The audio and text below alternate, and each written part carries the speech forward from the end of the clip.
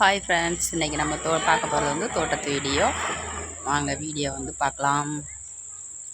நம்மளோட பூச்செடி ரொம்ப நாளாச்சு, பூவெல்லாம் ரொம்ப கம்மியாயிடுச்சு. வேரும் வந்து பூமிக்குள்ளே இறங்கலை. நம்ம ஏரியா வந்து ரொம்ப கல் பாறை, இந்த ஏரியா வந்து அதிகமான வந்து கல் பூமி.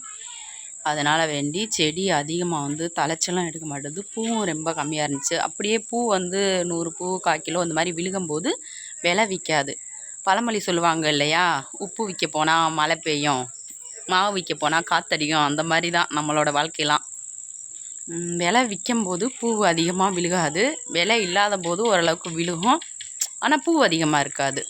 அந்த மாதிரி இந்த பூச்செடி வச்சுட்டு அதிகமான பலன் வந்து ஒரு 2 வருஷம் எனக்கு நல்லாவே கிடச்சிச்சு. 100 பூ விழுந்தாலுமே 2000 3000 வரைக்கும் விலை விற்றுச்சு.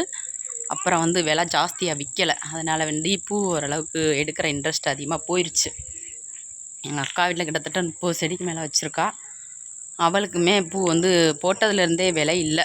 அதனால் அவளும் விலை கிளம்பிட்டா. நம்மளும் வேறு பிஸ்னஸில் இறங்கியாச்சு. கடை வச்சுருக்கோம் இல்லையா, அந்த கடையை ஃபாலோ பண்ண ஆரம்பிச்சிட்டோம். இப்போ வந்து பூ வந்து ஒரு 50 பூ இந்த மாதிரி விழுந்துட்டுருக்குது. காமிக்கிறேன் பாருங்கள். என்னோட பூத்தோட்டம் இது.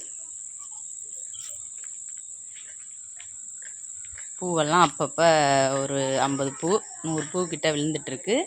பாப்பா தினம் பறித்து சாமிக்கு நம்மளுக்கு வைக்கிறதுக்கு இந்த மாதிரி இதுக்கு தினம் அப்பப்போ டைம் கிடைக்கிறப்ப மட்டும் பறித்து வச்சுக்கிடுவா. மற்றபடி அப்படியே செடியிலேயே விரிஞ்சு பாருங்க இப்படி இருக்குன்னு சொல்லிட்டு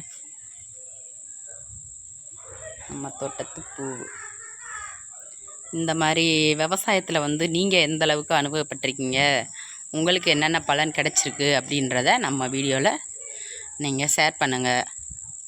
கமெண்ட் பாக்ஸில் கமெண்ட் பண்ணுங்கள். நம்ம சேனலை சப்ஸ்கிரைப் பண்ணுங்கள், லைக் பண்ணுங்கள், ஷேர் பண்ணுங்கள், கமெண்ட் பண்ணுங்கள். மறக்காமல் பக்கத்தில் இருக்க பெல் ஐக்கானை கிளிக் பண்ணுங்கள். ஓகே, பாய்.